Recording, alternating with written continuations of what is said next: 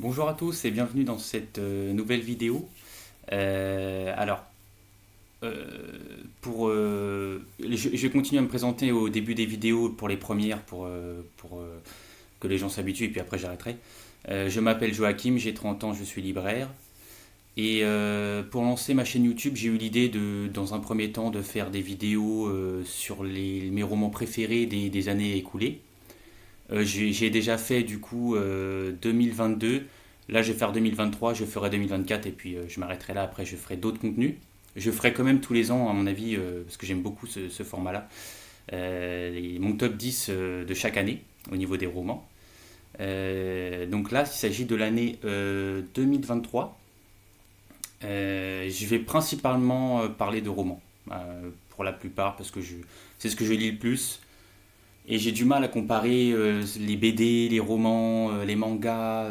J'aime bien un peu les séparer. Je sais pas si c'est une bonne idée ou pas, mais dans ma tête, je le fais un peu comme ça. Peut-être que je ferai des vidéos qui spéciales BD. C'est pas exclu du tout. Je pense même que je le ferai. Mais pour l'instant, on va plutôt rester sur du roman. Même s'il y en a un qui est pas vraiment qui est pas même pas du tout du roman sur les 10.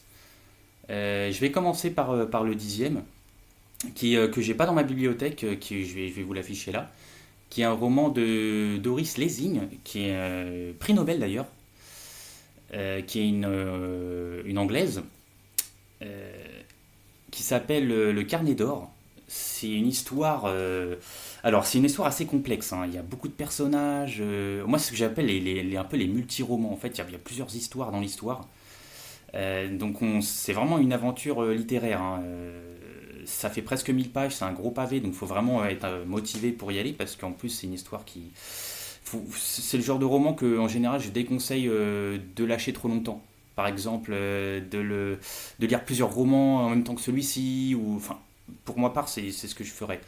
De le lâcher plusieurs semaines pour le reprendre, je déconseille plutôt parce qu'il faut vraiment suivre.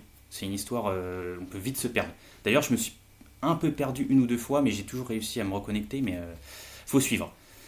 C'est l'histoire, en fait, d'une écrivaine qui a le syndrome de la page blanche.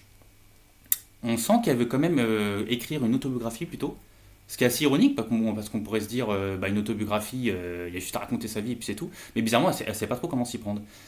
Donc elle va avoir l'idée dans plusieurs carnets, de fragmenter sa vie dans plusieurs carnets comme ça, qui ont plusieurs couleurs. Il y a rouge, bleu, jaune. Je sais plus exactement quel carnet correspond à quelle histoire, mais en gros, il y a un carnet qui va raconter sa vie en Rhodésie du Sud, donc à l'époque de la Seconde Guerre mondiale. Donc avec des yeux un petit peu de colon, ça va expliquer ce côté-là qui est très intéressant, qui est bien raconté, dans un sorte de huis clos fantastique. Il y a un carnet qui va plutôt parler de ses opinions politiques. Donc c'était une communiste, hein, une militante même communiste. Donc ça va parler de ça. Il y a un carnet, je crois que c'est le jaune, qui va plus parler de ses émotions.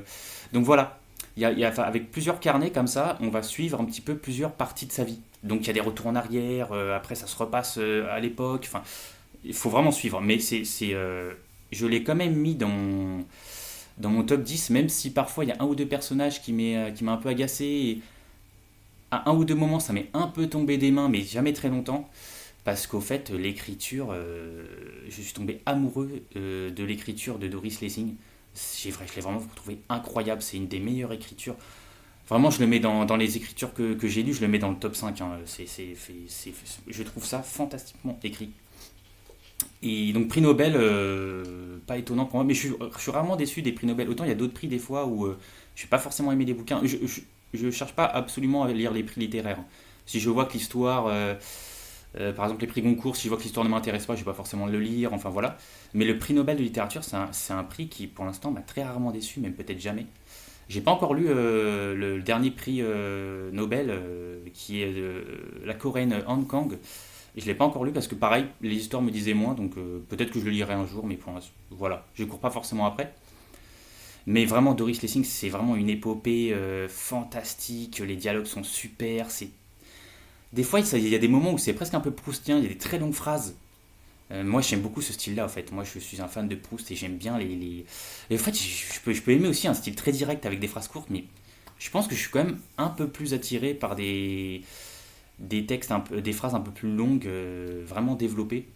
Et cela, vraiment, c'est un pur bonheur. Donc, je m'étale pas plus parce que vraiment, je pourrais parler déjà de 20 minutes de ce roman, mais c'était vraiment fantastique. Rien que pour l'écriture, franchement, lisez Doris Lessing. Elle a aussi fait des petits bouquins, notamment qui s'appellent Les Grands-mères que j'ai là. Elle a fait un autre pavé qui s'appelle Les Enfants de la Violence, qui était bien aussi. Mais si vous voulez quelque chose de plus petit, voilà, lisez par exemple Les Grands-mères, c'est plus petit. Elle en a fait d'autres, je crois, plus petits. Je les ai pas tous lus, hein. Donc voilà, le carnet d'or de Doris Lessing, c'était vraiment super. Ensuite, j'ai fait ma petite pile ici. On est sur un français, La vie de ma mère de Thierry Jonquet, qui est une pochette vraiment atypique, une couverture vraiment atypique, qui va parler d'un jeune garçon, d'un jeune adolescent, et notamment le lien avec sa mère, mais pas que. Et puis ça va parler, au fait, il a grandi dans une banlieue qu'on dit difficile, hein, donc vraiment un quartier socialement et financièrement pauvre. Donc vraiment en bas de l'échelle sociale, quoi. Et ce qui est intéressant, c'est il va parler de ce milieu, mais sans hypocrisie, sans vraiment forcément avoir cette mission de redorer, mais non, pas non plus salir. En fait, il raconte vraiment ce qui se passe, donc les bons côtés, les mauvais, d'une façon crue. Donc, des fois, on est un petit peu choqué par les phrases qu'il dit, ce jeune homme. Mais en fait, comme c'est un jeune adolescent, ben, on lui en veut pas parce qu'en fait, il n'a pas encore cette stratégie de qu'est-ce qui est politiquement correct. On sent que l'écrivain se sert de cette jeunesse pour dire des messages qui pourraient être plus choquants de la part d'un adulte. Mais là, on sent que c'est vraiment véridique et qu'il s'en fiche un peu, quoi. Il pense pas à ça. Donc c'était vraiment intéressant et le déroulement de l'histoire est vraiment prenant. On ne sait pas où ça va aller, les fréquentations de ce jeune homme, qu'il y en a des bonnes, il y en a des moins bonnes. Puis il y a toujours cette réalité financière qui est constante, vraiment où il y a très peu de moyens. Donc voilà, ça parle de cet univers-là de la banlieue entre guillemets défavorisée, parce qu'on donne tout le temps des noms un peu différents. Moi, je dirais plutôt ça, défavorisé, on va dire. Donc c'est vraiment super. C'est presque un documentaire parfois. Socialement, je trouve que c'est vraiment bien transcrit. Donc c'était vraiment bien. La vie de ma mère, le titre est vraiment marrant en plus, de Thierry Jonquet. C'était super. Ensuite, on a La prière des oiseaux que je vais vous afficher là de Chigozie Obioma, qui est un auteur nigérien. Donc là, ça se passe au début au Nigeria. C'est un éleveur de poules, au fait, qui a assez peu d'argent, qui grandit à la campagne, qui va tomber par vraiment des circonstances très surprenantes, mais que je dis pas, parce que même si c'est dès le début, comme ça, vous allez découvrir, sous le charme d'une jeune femme qui est socialement beaucoup plus élevée que lui. Et du coup, il va essayer de s'enrichir, de lui apporter plus. Et du coup, il va partir du Nigeria pour aller en Europe pour essayer d'avoir plus de meilleurs moyens de substitution. Et alors c'est intéressant parce il y a un long moment qui se passe à Chypre, notamment dans la ville de Nicosie. Et moi je ne savais même pas, j'avoue mon ignorance, hein, que Nicosie est une ville au fait coupée en deux entre la Grèce et la Turquie. Donc c'est vraiment surprenant cette ville où au milieu il y a une douane au fait, ou si on veut passer de l'autre côté. Ça rappelle un peu Berlin dans des circonstances moins dramatiques, hein, mais il y a vraiment une ville coupée en deux qui appartient pas au même pays, quoi. C'est intéressant. Et l'écriture est super, on apprend beaucoup aussi sur la religion, sur la spiritualité de cette population nigérienne. Enfin, en tout cas, au moins de ce jeune homme et de cette jeune femme, de ce couple, en fait. C'est super, c'est une vraie épopée, l'écriture est très bien, donc vraiment, je vous le recommande. Chigozie Obioma, ça a été un vrai coup de cœur, j'ai découvert avec ce bouquin, je sais que je vais en lire d'autres. Donc, vraiment, très très bonne surprise. Ensuite, on a une Canadienne, si je dis pas de bêtises, qui s'appelle Kathleen Winter, avec un roman qui s'appelle Annabelle. Assez épais aussi, il me doit faire presque 500 pages, donc oui, assez épais quand même. Ça parle d'un jeune homme ou d'une jeune femme qui s'appelle Annabelle, c'est son nom de naissance, si je dis pas de bêtises. Je lis un peu le résumé parce que j'avoue que j'ai oublié un peu. Mais voilà, c'est un enfant qui est né hermaphrodite, donc qui a physiquement les caractéristiques des deux sexes. Et au fait, au début, on va l'appeler Annabelle, parce qu'on va croire que c'est une fille, au fait. Ou c'est le contraire, je sais plus. Je suis désolé, hein. J'ai un peu oublié parce que ça fait un petit moment, mais je me souviens que c'était super. Donc ça a beaucoup parlé de ça, de son hermaphrodisme, mais pas que. Ça parle de son enfant, du lien avec son père, sa mère, qui sont un peu dans le déni à ce niveau-là.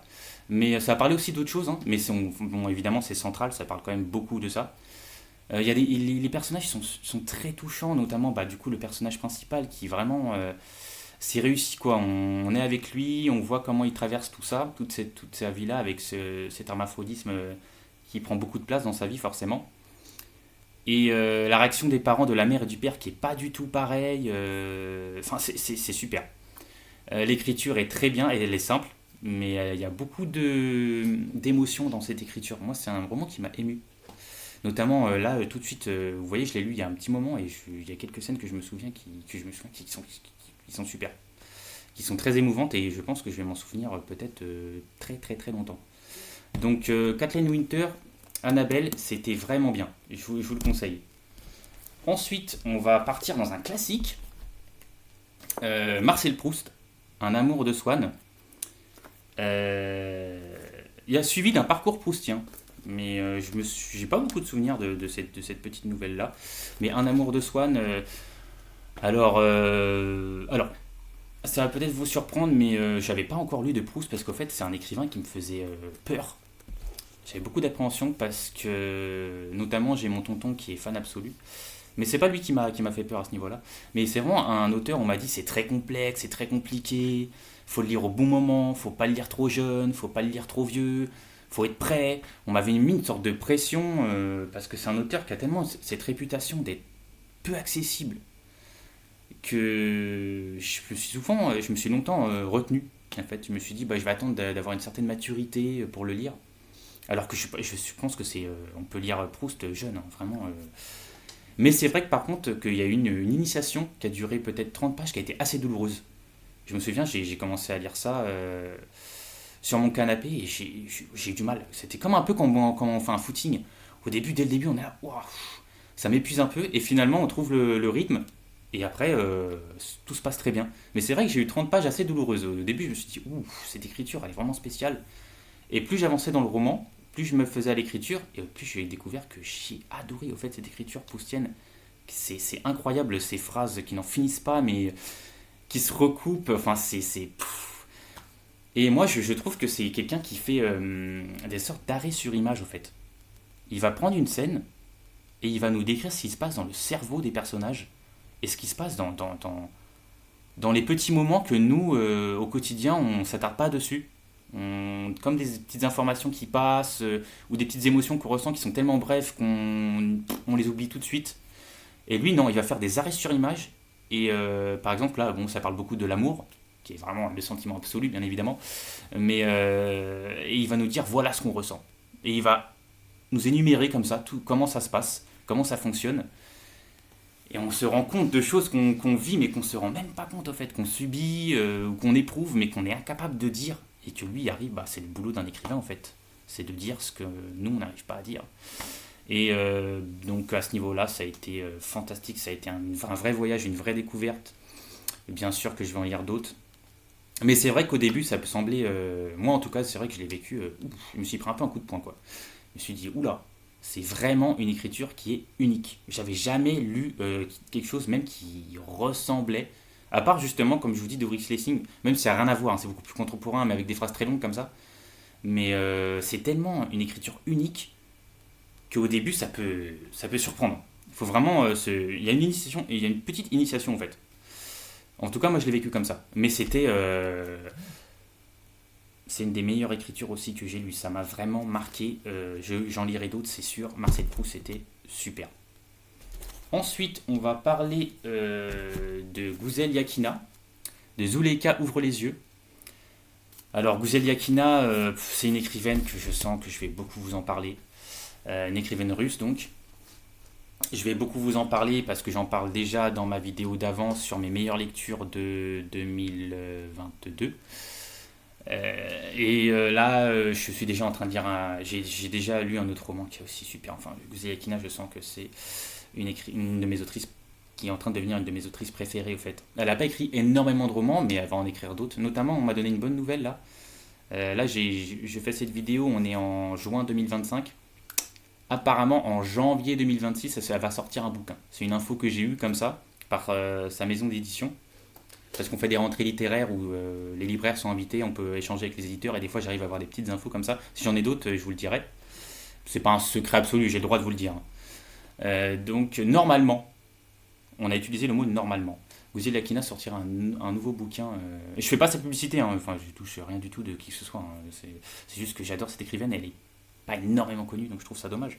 Mais peut-être que c'est pas pour vous, hein. Lisez en faisant un, si vous aimez pas, voilà. Mais Zuleka ouvre les yeux, pour moi c'est vraiment le meilleur que j'ai lu pour l'instant, même si les autres étaient très bons aussi. Euh, donc ça raconte au fait, je vais plutôt me concentrer sur le personnage plutôt que sur l'histoire, parce que l'histoire c'est long. C'est un long périple, et c'est tout le temps en déplacement, et c'est vraiment, il y a plusieurs phases au fait. Ça raconte d'abord la vie avec sa première vie, en fait elle a eu plein de vies. Donc sa première vie avec son mari, ensuite elle va se déplacer vers l'est du pays pour la collectivisation des terres à ce moment-là, sous cette époque-là, donc elle va être forcée de se déplacer. Et au fait, c'est une femme qui ne lâche jamais, une combativité. C'est quelque chose qu'on retrouve beaucoup dans les romans de Gozé Yakina, c'est que les personnages, ils s'écroulent jamais. Que ce soit les hommes, au fait, le personnage principal en général, que ce soit un homme ou une femme, il a cette combativité, cette force de vivre qui. On se dit, mais nous, enfin, on n'aurait jamais pu vivre ça avec cette force-là. Et donc ça va parler d'une femme avec une combativité énorme. Et je vous en dis pas plus parce que sinon ça va être un peu long et j'aime pas faire des vidéos non plus qui sont interminables. Mais faut vraiment que vous. S'il y a une écrivaine où je force un peu et je vous dis essayez de la découvrir, c'est vraiment Gouzel Yakina. C'est vraiment une écrivaine fantastique. Ensuite, on retourne vers les Français avec Dans les forêts de Sibérie. C'est ça, hein, ouais. Dans les forêts de Sibérie de Sylvain Tesson. Sylvain Tesson, j'avais déjà lu. Il est là, je sais plus comment ça s'appelle, désolé, j'oublie les titres des fois. Une très légère oscillation. C'est le deuxième roman de Sylvain Tesson que je lis. Une très légère oscillation, j'avais aimé, mais pas non plus. J'avais pas eu un coup de cœur énormissime non plus, mais c'était quand même une bonne lecture. Mais là, dans les forêts de Sibérie, en fait, ce que j'ai aimé, c'est que c'est Sylvain Tesson qui se rend près du lac en Russie, du lac. Je sais plus le nom du lac, désolé. Et au fait, il va aller dans une petite cabane. Il a envie de se couper de la civilisation. J'ai l'impression que c'est une envie qui lui prend souvent à Sylvain Tesson en fait. Et donc avec ses livres, le minimum d'outils, sa petite bouteille de vodka je crois quand même, il va s'isoler dans une petite cabane comme ça et il va survivre, il va vivre comme ça. Il va vivoter quoi. Et il va se demander un peu pourquoi il fait ça en fait, pourquoi c'est le seul, plutôt que pourquoi il va pas sur les plages faire ses vacances à la mer comme tout le monde. Non, lui il va dans une cabane en Sibérie sous le froid il fait je sais pas -20 et il s'isole comme ça. Et donc il se pose beaucoup. En fait j'aime bien parce que moi j'aime bien les romans aussi parfois. En fait j'aime l'un ou l'autre, mais j'aime bien aussi les romans des fois qui sont statiques. Enfin les personnages ne bougent pas. Et du coup, il va avoir des sortes de réflexions personnelles qui vont être assez intéressantes. Moi, plusieurs m'ont assez parlé. Pas toutes, mais même celles qui ne me parlaient pas forcément, j'ai trouvé ça intéressant sous son questionnement. Donc voilà, c'est presque de la philo des fois. Hein. Et c'est beaucoup, comme son autre bouquin que j'avais lu, ça parle beaucoup de littérature, ça cite beaucoup d'écrivains aussi. On sent qu'il y a une vraie passion de la littérature de l'écrivain, forcément. Donc voilà, c'est vraiment un livre pour les passionnés. Ensuite, on a Risible amour de Milan Kundera, donc l'écrivain mythique tchèque. Hein. J'avais déjà lu L'insoutenable légèreté de l'être qui était bien. J'avais lu La valse des adieux aussi, mais il y a tellement longtemps, vraiment quand j'étais adolescent, je me souviens plus du tout. Donc peut-être qu'il m'a pas marqué plus que ça, mais celui-là était vraiment, c'est le meilleur pour moi que j'ai lu pour l'instant, mais je vais en lire d'autres bien sûr. Risible amour, c'est des nouvelles, il y en a 7 je crois, si je dis pas de bêtises. Et les personnages sont vraiment réussis. En fait, ce que j'aime bien avec Kundera, c'est que c'est quelqu'un qui nous fait beaucoup réfléchir, mais avec une écriture simple. Donc c'est un peu une écriture philosophique, mais accessible. Et les personnages, je les aime tous. Je crois qu'il n'y a pas un personnage qui m'a laissé indifférent. Il y a beaucoup de rencontres différentes, beaucoup de thèmes abordés différents, avec évidemment l'amour qui est central. Et c'était vraiment très très bon moment. Ça se lit vite parce que c'est des nouvelles au fait. Et même si l'écriture prête beaucoup à réfléchir, ça reste agréable, c'est pas du tout scolaire, quoi. Donc vraiment, Milan Kundera, c'était super risible à moi. Ensuite, on a mon meilleur roman de l'année, du coup. Ça va être La Chambre des officiers de Marc Duguin, qui est aussi un écrivain, qui est un écrivain français. C'est le seul que j'ai lu de lui parce que, en fait, les autres romans ne m'attiraient pas plus que ça. Mais celui-là, je l'ai trouvé intéressant. Ça parle des gueules cassées, au fait. Donc après la guerre, au fait, il y en a qui sont complètement défigurés. Mais quand je vous dis défigurés, c'est il y a des scènes assez de description de visage qui sont vraiment elles sont difficiles, hein. Il y en a qui ont plus de nez, mais vraiment plus de nez. Pas une façon de parler. Ils ont plus de nez, ils ont la bouche qui va être quasiment sur la joue. Enfin, des choses complètement dingues. On a du mal à s'imaginer des visages aussi déformés, en fait. Même si j'en ai déjà vu, au fait, dans les documentaires. Là, le fait que ça soit écrit et que ça fasse de longues descriptions sur les visages, tu te rends compte des dégâts, bien sûr, dans la tête, évidemment, ça parle aussi de ça, mais même physiquement, c'est des gens qui sont très difficilement, qui vont avoir beaucoup de mal à réintégrer la société, parce que même déjà les dégâts psychologiques, psychiques, mais aussi physiquement, en fait, c'est marqué sur leur figure, clairement, j'ai fait la guerre. Là, on peut pas passer outre. Et ça va parler, en fait, de ça, de ces gueules cassées qui vont se retrouver beaucoup à l'hôpital, ou dans des centres, hein, comme ça, de rééducation, parce que ils ont des séquelles. Et il y a même de l'humour, au fait. Il y a des fois où j'ai ri, au fait. Il y a plusieurs fois où j'ai ri. Et puis ils parlent des femmes, ils se disent comment on va réussir à séduire des femmes avec la tête qu'on a maintenant. Enfin, c'est très touchant, c'est super émouvant. L'écriture, ça marche, tout marche dans ce roman. C'est assez court, ça doit faire quoi, 200 pages, je pense, même pas 200 pages. Et vraiment énorme coup de cœur pour ce roman. C'est rempli d'humanité. Vous allez avoir envie de pleurer, vous allez rire. Moi, franchement, c'est les romans qui sont réussis, hein. C'est les romans qui nous fait traverser toutes sortes d'émotions. Et là, vraiment, on les fait tous. On fait toutes les émotions. Pleurs, rire, nostalgie, compassion, enfin tout ce que vous voulez. Et le plaisir de la lecture parce que l'écriture est super. Donc vraiment, ça a été mon gros gros coup de cœur de l'année 2023. La Chambre des officiers de Marc Duguin, c'était vraiment incroyable. Pour le dernier, je vais faire une petite entorse, enfin une petite entorse. J'ai envie de parler d'un roman d'histoire en fait qui s'appelle La Grande Histoire du Monde de François Reynert, qui est un Français. Et au fait, j'ai eu envie de lire plus de romans d'histoire. En fait, j'en lis de temps en temps, mais c'est plus des hasards quand ça m'arrive entre les mains et c'est pas moi qui provoque beaucoup mes rencontres avec les romans historiques. Les romans d'histoire, même pas les romans historiques, vraiment les livres d'histoire. Et là, j'ai envie de lire un roman un peu qui résume. Alors là, c'est vraiment. Au début, on se dit c'est un peu prétentieux. On se dit c'est 5000 ans d'histoire, 5 continents. Donc, ça fait une brève introduction sur la préhistoire jusqu'à quasiment nos jours. Donc, c'est simple, c'est l'histoire du monde, la grande histoire du monde. Tout ce qui s'est passé dans le monde. Et en fait, c'est un infime résumé. Hein. Ça a beau faire 1000 pages. L'histoire du monde. 1000 pages, c'est rien du tout finalement. Mais ce qui est génial au fait pour les gens qui voudraient se diriger comme ça vers les romans d'histoire, ça permet déjà il y a plein de livres cités. Donc j'ai lu par exemple grâce à ce roman Gengis Khan, je vous les montre vite fait. J'ai lu Gengis Khan de Jack Weterford qui est un américain sur les dynasties mongoles. J'ai lu qu'est-ce que j'ai lu d'autre, L'Aigle et le Dragon de Serge, il a un nom difficile, Gruzensky. Qui parle de la double découverte par les Européens de l'Amérique et avec le continent asiatique, les premières prises de contact. Ça fait une sorte de parallèle au fait, parce que ça n'a pas du tout été la même façon. Je suis en train de m'égarer. Mais au fait, c'est un roman qui va nous diriger vers d'autres romans, parce qu'il y a beaucoup de livres cités. Et en fait, ça permet de savoir quelle époque historique vont nous intéresser. Vu qu'on va tous les traverser, assez brièvement bien entendu, puisque c'est immense, hein, la grande histoire du monde. Mais c'est quand même bien expliqué. Et en fait, on va toutes les traverser, sur tous les continents. C'est ça qui est grandement appréciable, c'est pas du tout... En fait, on quitte ce point de vue européen centré, en fait. C'est pas... Même si c'est un Français qui l'a écrit, on sent que c'est quelqu'un qui a accordé autant d'importance à un peu tous les continents. Il y a ce côté un peu équitable qui est plaisant quand même. Ça parle pas du tout que de l'Europe, quoi. Il y a des très longs chapitres sur le Moyen-Orient, sur l'Asie, sur l'Amérique du Sud, enfin sur tout, en fait. Et on sent qu'il n'y a pas un favori. Voilà, il n'y a pas. Comme c'est un Européen, des fois, il y a un petit peu ce truc. On va surtout parler de l'Europe, alors que là, pas du tout.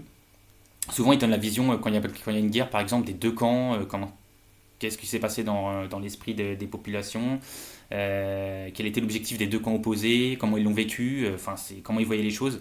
C'est vraiment intéressant. Et ça permet de. Là, par exemple, moi, il y a un passage sur les dynasties mongoles. Je sais pas pourquoi, ça m'a vraiment attiré. Et du coup, j'ai lu un roman sur les dynasties mongoles. Ça a parlé de la découverte des Européens des autres continents, les premières prises de contact. Hop, j'ai lu. Il cite un bouquin là-dessus. Je l'ai lu. Et c'est super parce que ça permet de faire un peu le tri, même si elles sont toutes passionnantes. L'histoire, de toute façon, c'est passionnant. Donc voilà. Mais ça permet au lectorat de se dire bah, je vais traverser l'histoire grâce à ce roman et je vais voir quelle époque. Enfin, sur quelle époque j'ai envie d'en savoir plus, au fait, tout simplement. Ça va nous permettre de nous diriger comme ça et de choisir un petit peu ce qu'on a envie de plus approfondir. Donc vraiment, si quelqu'un veut se lancer